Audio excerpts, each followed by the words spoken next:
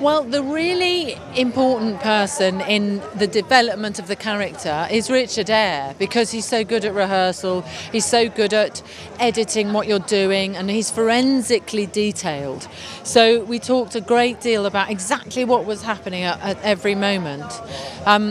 And I was lucky enough to meet these amazing women who are judges in the High Court and the Family Court. And I got a lot of insight into what that must be like and how to protect yourself against all this pain that you see passing in front of you day after day. I mean, it must be so hard. And I think that probably what's happened to her is that the weight of responsibility is so great, and she has to defend herself somewhere against all the projections. So there is, of course, you're intelligent enough to know that you're not responsible for people. So you are making a decision, but nonetheless, you're only human, and you can see how people are suffering.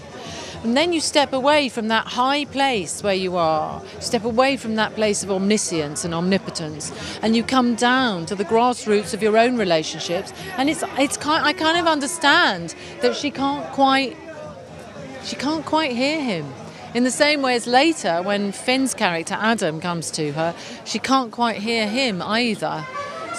But I think that she learns so much, and you see that at the end of the film, she's learned, and she'll be different. How do you manage to, like your character, almost learn to give yourself some time amongst everything that you do? By just taking a lot of time off and not giving.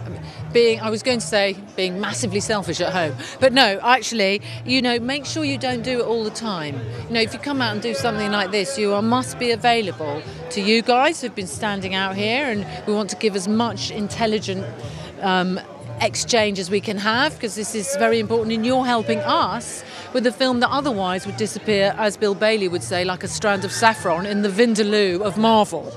Do you know what I mean? So you're helping us. This is a very important connection. And I think that with independent films now, it's even more important to give this kind of presentation and say, we really believe in this film. We made it with all our hearts. And it's an important subject. So you're helping us with that. You're part of that journey. Thank you. Thank you. Emma, is there anything we can... I'm writing a new musical of Nanny McPhee, 2020, and there's a new romantic comedy being shot here in London, October, November, December, called Last Christmas. Amazing, thank you.